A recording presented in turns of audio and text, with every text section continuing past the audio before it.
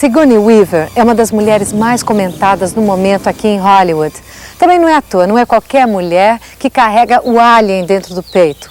Vivendo um dos papéis femininos mais violentos do cinema, ela é a heroína do novo Alien 3.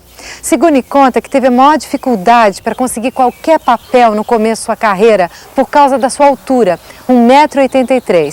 Mas se o começo foi difícil, o momento é excelente.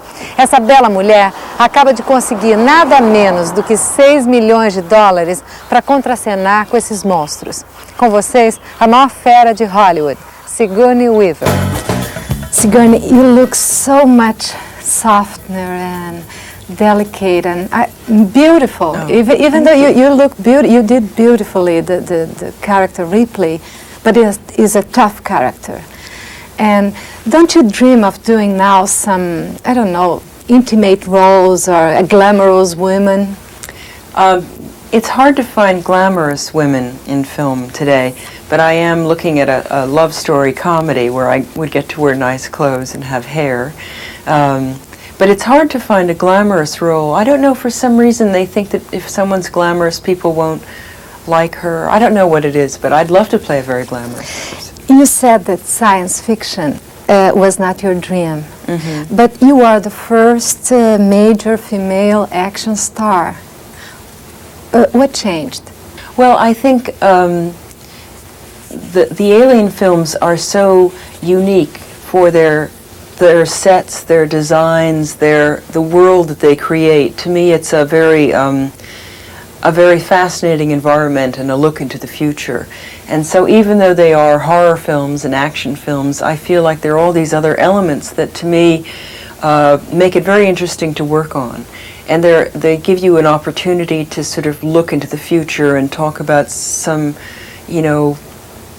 situations that might happen in the future. So to me, it's not like doing some sort of slasher picture or something, So I guess I personally have found them very interesting to do in terms of social issues and things like that. On the side, not as a message film, but. And what is your reaction when you watch let's say, the brutality of in the film? Well, I guess to me some of the cruel scenes all are based on underpinnings of real connections between characters. The loss of the child, the loss of the family, having to start over in this hostile environment, being ostracized by the community because you're a woman. There are all these things that I got to do as an actor that, yes, it is a very hostile world, but they were very interesting situations for me as an actor and not that unimaginable for this person, I thought. As grim as they are. And in the end, she triumphs. The men triumph. They come together and they triumph over the greatest evil, which is in the alien. What did you learn playing Alien? Well, I think I learned so much each time. The first time I hadn't really worked in film, so I had to learn everything, and it was great to play such a big part and learn as I worked. And the second time, it was the first really film carrying role I had, and I got to play a mother and all these, the Jim Cameron script gave me a lot of wonderful things to do. And this one sort of went in the other direction. It was more surreal and starker, more like the first one really, more like a horror film. And I felt, again, as if this part in this third one was not predictable, but it was the hardest in many ways. It was the hardest to play in this one. Did it teach you anything about being brave? I mean, are you that brave in life? No, I'm a real chicken in life. I scream when I see a cockroach or a mouse. I'm like, ah! So? Well, except that maybe if I were in some horrible situation, I could pretend to be Ripley long enough to get out, But I have a daughter now, and so I try to seem braver than I am. I say, oh yes, that's a spider, let's pick it up and look at it, because I don't want her to be afraid of things. But have you changed it with this character a little bit? Well, maybe a little tiny bit. Maybe a little tiny bit. because I'd be embarrassed to let everyone see that I'm such a chicken, so I have to pretend to be braver than I am. So you are afraid. You have your fears. Oh, yes. You have your own fears. What are they? Well, I'm very claustrophobic. I don't like elevators. And Planes? Planes I love Okay. because, you know, what are you going to do, you know? You have to. And sometimes when I'm out sailing and the wind gets very big, I get a little afraid of whether I'm going to get back. So, I mean, I think my fears are commonsensical. I don't think they're unique.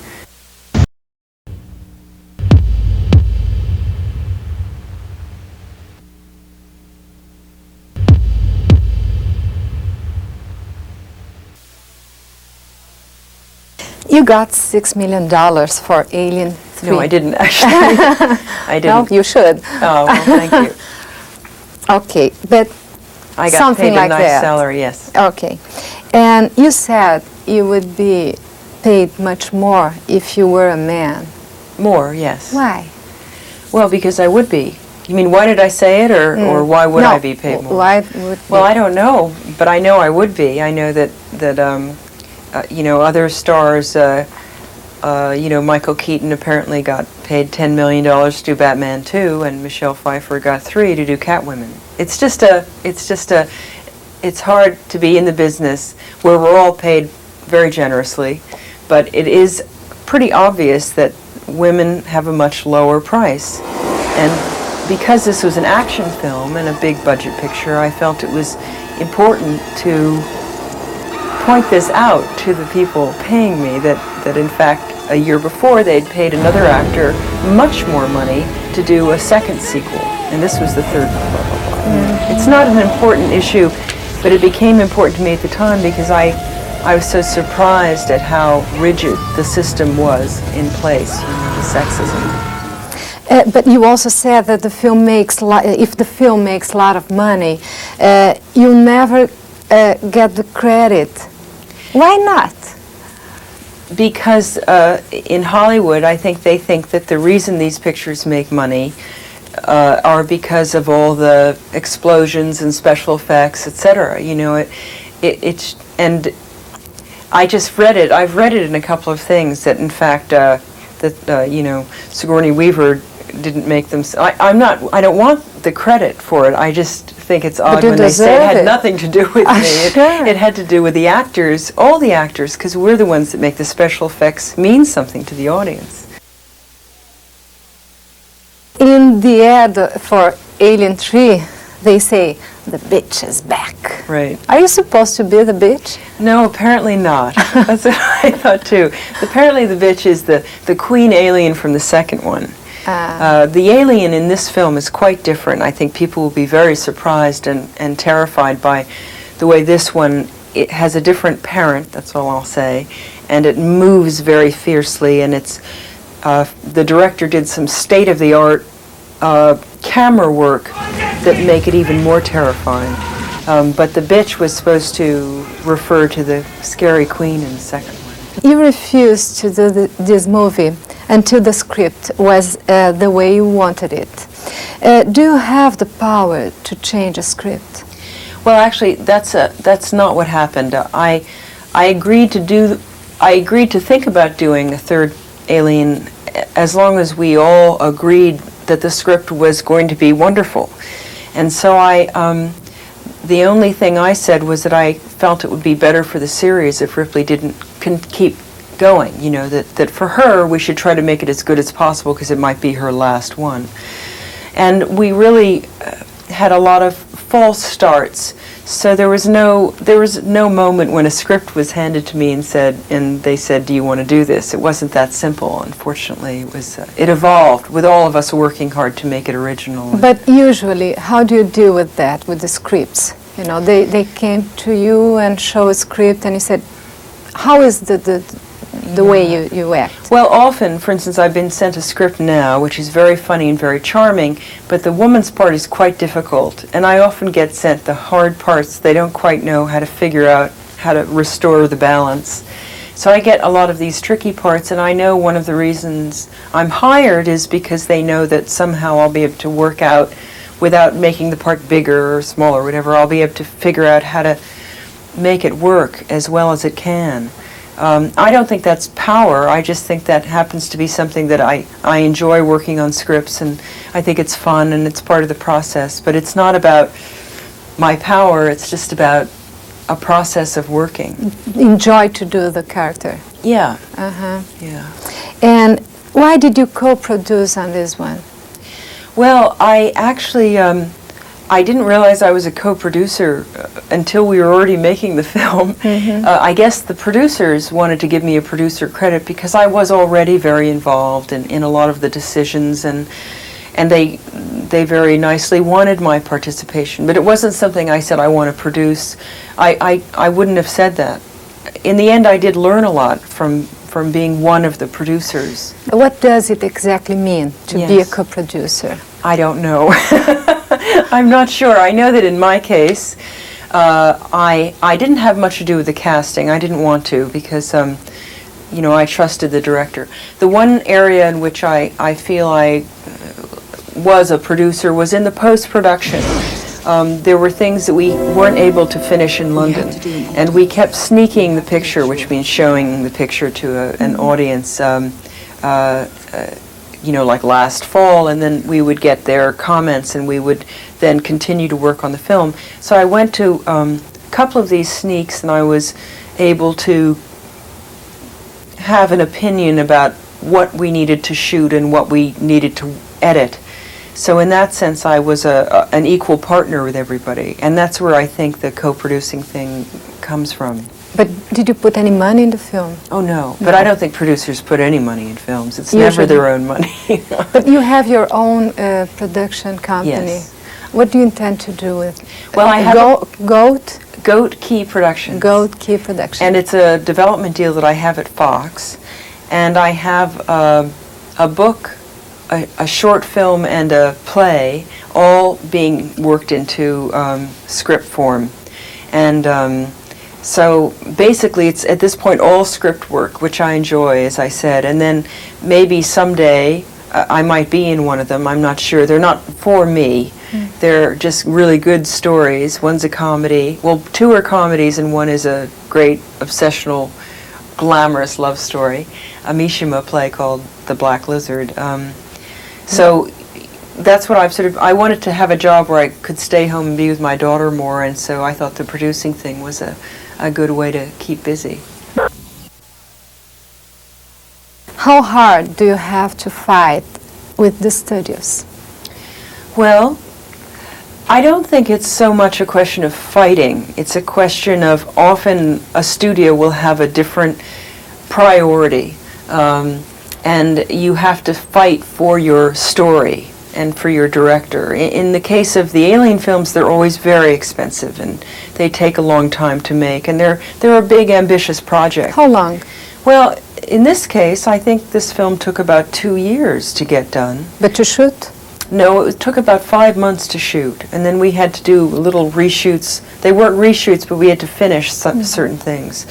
So in this case, we all meant well, but we had different priorities, and mine was sort of the characters, and the Fox priority was having a good film always, but that they thought sometimes that the director was spending too much money. You know, it's typical, nothing unusual. Yeah. What else is new? Yeah, exactly. When you're going to make your own movies in your own company, are you able to face these major studios? Are you able to confront, I don't know? I better be. You have to. I have to be. You know, now everyone at Fox I sort of know. So if we disagree about something, I'm always free to take my project and take it somewhere else.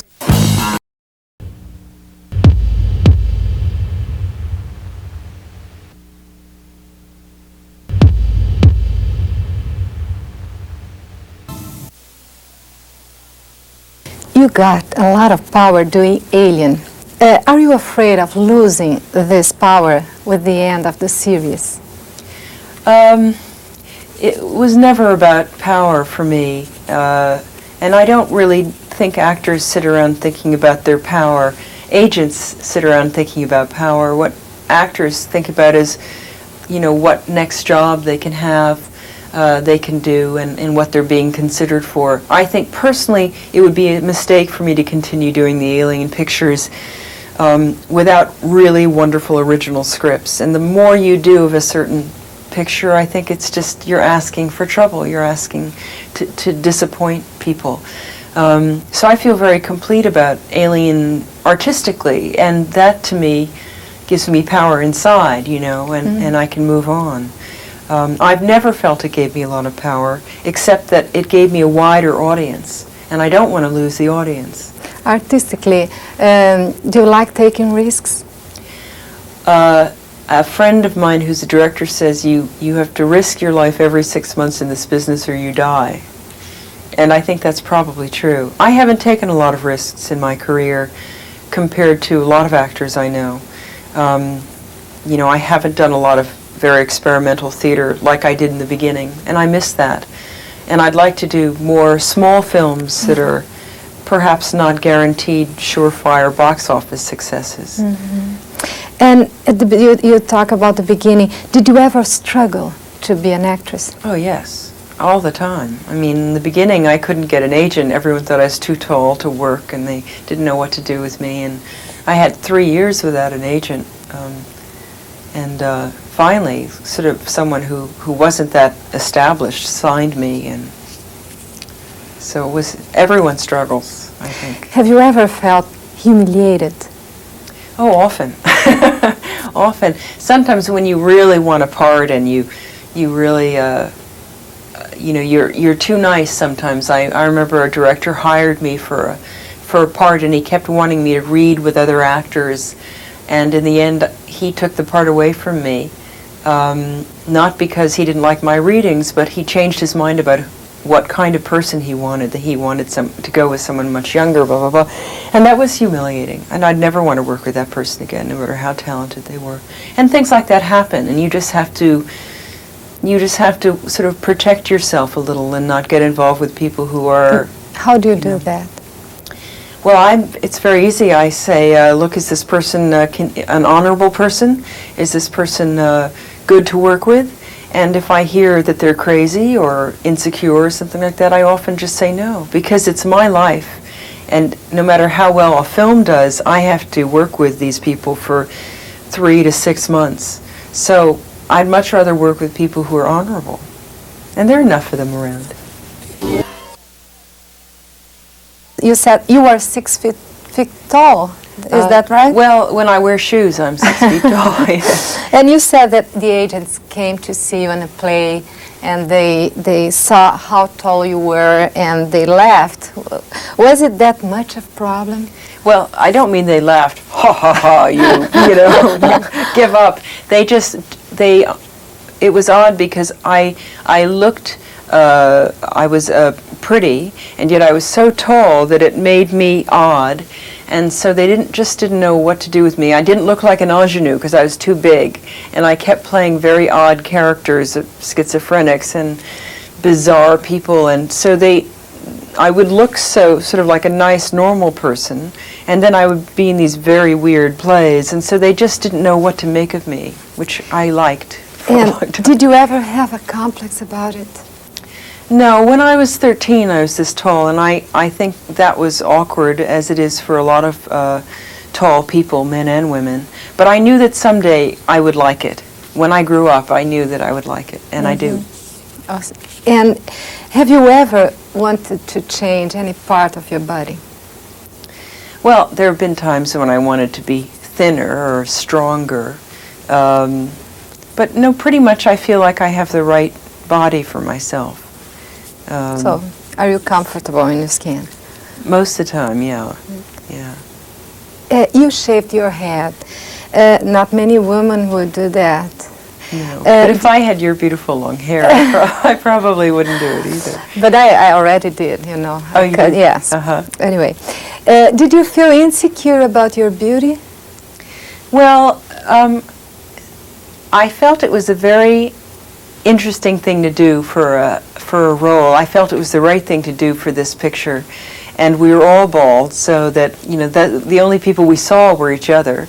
And my husband was very nice about it. He pretended he liked it, and I mean, you look terrific, but well, it was very stark. I mean, I have to say that I have curly hair and I'm used to having hair, and so that was a little strange, but I honestly had no time to think about it, and when I went out, I found it a very elegant look. You didn't have to spend any time on your hair. You were sure. ready. And how do you deal with getting older? Well, I have a very attractive mother who's never had a facelift, and I think she's still very beautiful. And I think she's of a generation where that was even more important to women than it is to my generation. And so I guess I feel like you can't fight it.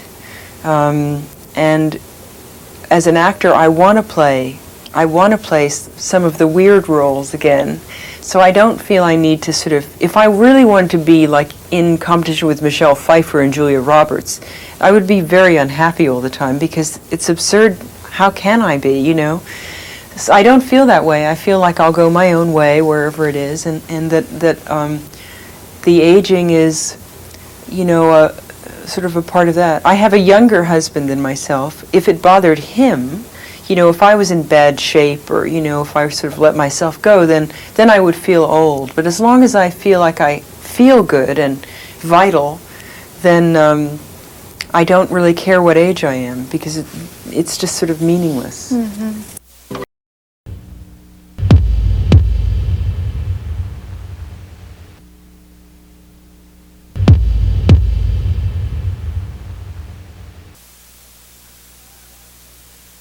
I'm a star right this second, but most of the time I don't really feel like a star. I'm glad I've done some work and I've been successful, but I don't know that I feel like a star.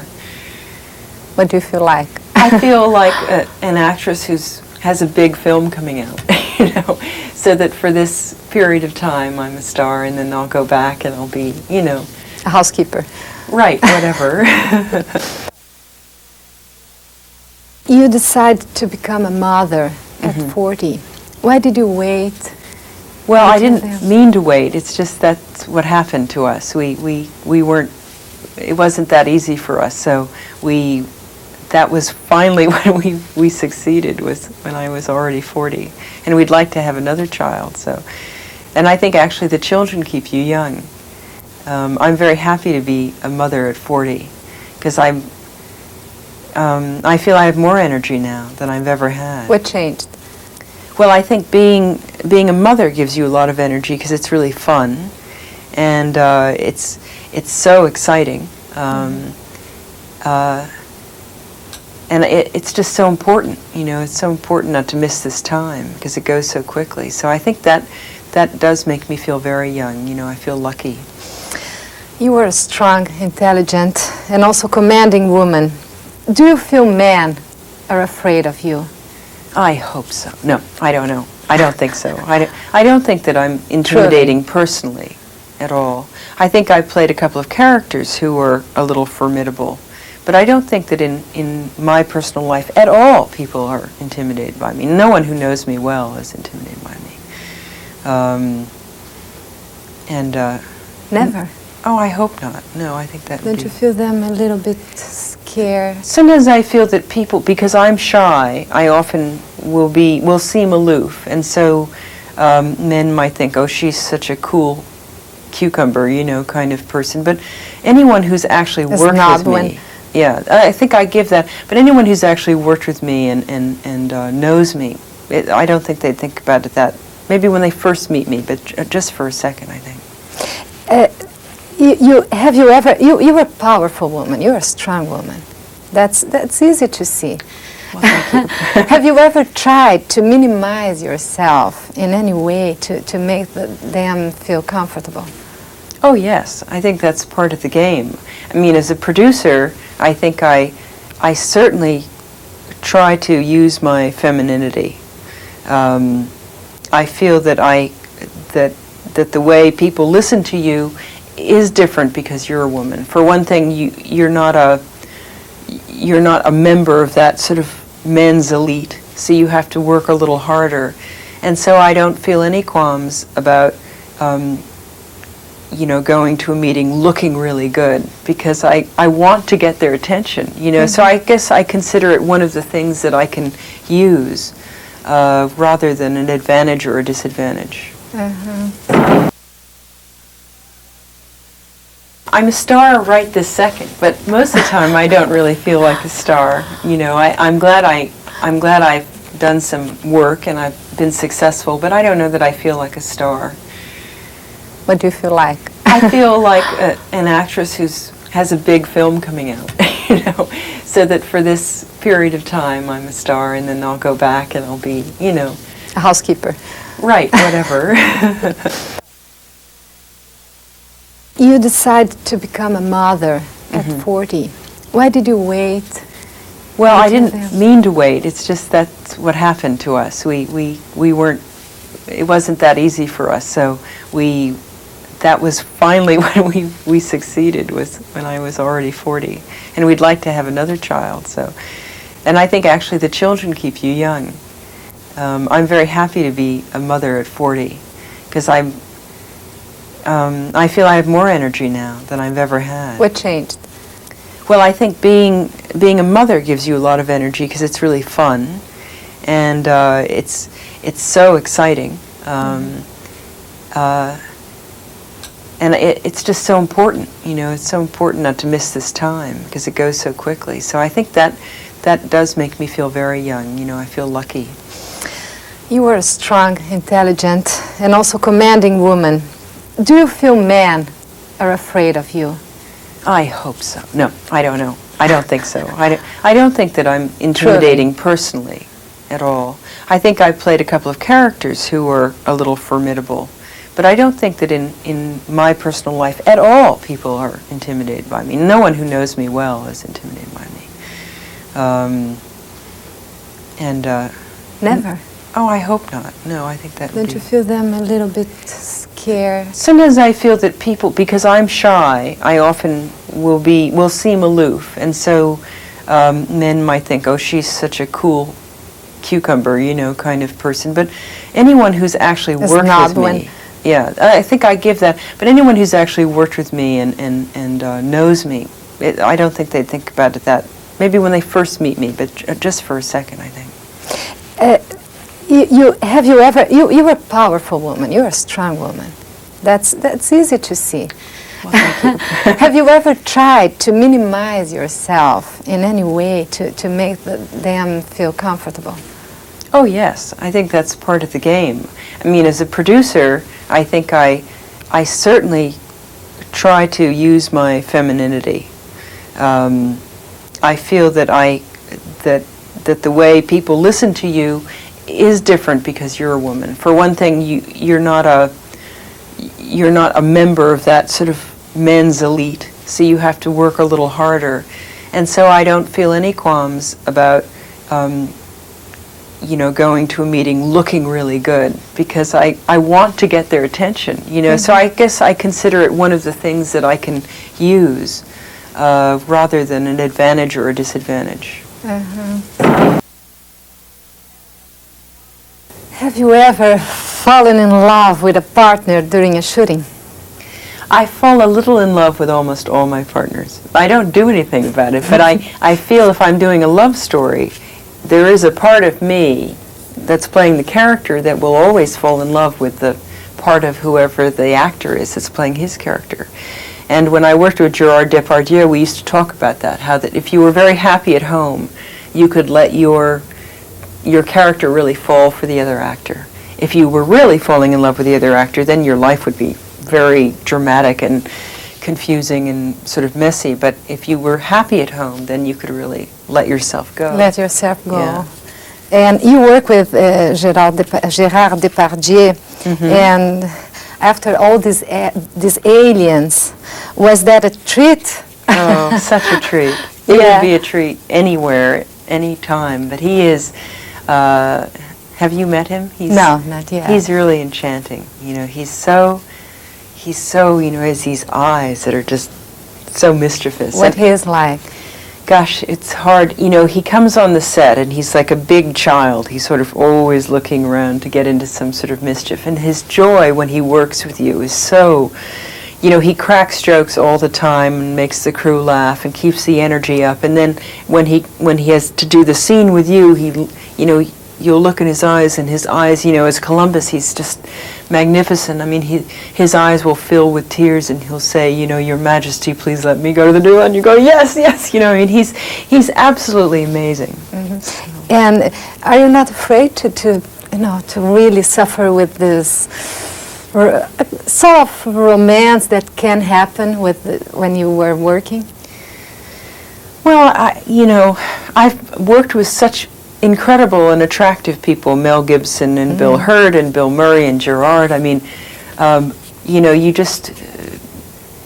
I feel I get the best of them. You know, I don't have to really live with them and find out what they're really like, but I can, on the set, I can be completely in love with them and have the most wonderful friendships with them that continue. And so I just feel terribly lucky. I'm not afraid of getting more involved because I'm in love with my husband. So. There's such beautiful movie that you did with Mel Gibson. You said, you declared in some interview that he was the best kisser. You know, Tell me, please, about that. The reporter kept saying, no, but who's the best? Who's the best so far? I said, well, I guess, actually, the reason I said that, not that he's not a good kisser, he is, but I was, because Peter Weir really cared about what the kissing looked like in that picture. He didn't want it to be modern and with tongues and stuff. He was very, very specific about what he wanted and what he didn't want. So Mel and I had to rehearse with Peter for like really a long time these scenes with the kissing and everything. So I kissed Mel more than I did other people. You turned down films like Body Heat, 9.5 Weeks. Are you worried about doing sex scenes, sex movies? No, I think the women who played those parts did wonderful jobs. For various reasons, I felt that the women, when I read the script, didn't really come through to me. And I never saw 9.5 Weeks. I felt the situation was fascinating. And maybe I was a little worried about if I did have children, that they would grow up and go, no, I'm really confused about who mommy is. You know, here's this very self-destructive person or this murderess or whatever. And I think it's something that I was concerned about. But Body Heat, for instance, to me is a wonderful film. I didn't understand the woman very well when I read it. I thought it was really Bill Hurt's picture, and you know, Kathleen Turner was wonderful, but I don't know that I would have done the same kind of work. Do you feel comfortable doing daring sex scenes? I think, for instance, a movie like Basic Instinct, to me, all the sex scenes made a lot of sense. It was one of the things that the picture was about, as it was in 9.5 Weeks. These pictures are about sex and obsession. So then, to me, the sex makes sense. It's when you're asked to do sex scenes that don't make any sense. You have some picture that's going along, and suddenly there'll be this long sex scene that makes, you know, you don't, it's not appropriate. In these films, I think the sex was very appropriate, so I would feel comfortable. Would you do Basic Instincts, for instance? Oh, I think, well, I'm not sure I would do it now, but I think it's a great part, and actually my Mishima play that I'm developing is not that dissimilar to Basic Instincts. It's a ruthless criminal woman, and so I hope there will be some scary sex in there. I think she did a great job and was very, very impressive as this person. Would you mind being considered a sex symbol? Well, I'm sort of occasionally considered a sex symbol. Depends on what films. If I were in a very sexy film, yes, then I would want to be considered a sex symbol. Coming right out of an Alien picture, that's just not something I think about. You still are, you know. Well, you're very nice, but anyway, it's not an issue for me during those films. It's liberating for me because I don't have to worry about how I look in these pictures. Your career has had ups and downs like all careers. Mm-hmm. Have you missed any roles that you really wanted to do?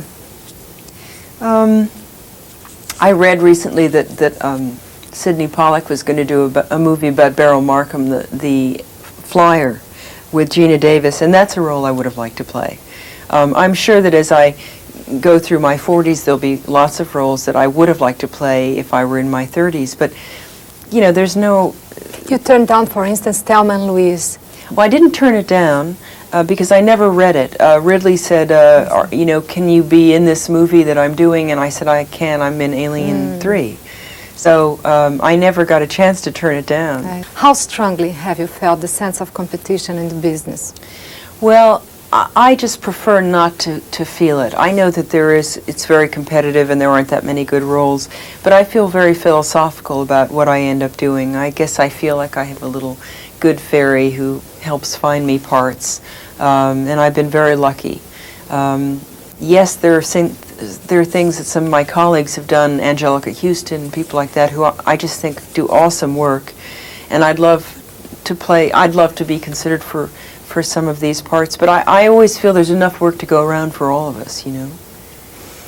Sigourney, you were famous, beautiful, rich, powerful. Sounds pretty good. What are your goals now? Well, I just want to keep getting interesting things to do and keep jumping around from film to theater and maybe do more comedies and do more low-budget pictures which have maybe more complex subject matter. Are you still the same idealistic person that you used to be? Well, as a producer, I'm not idealistic at all, but as an actor, I think I am. Thank you very much for your interview. Okay. Thank you.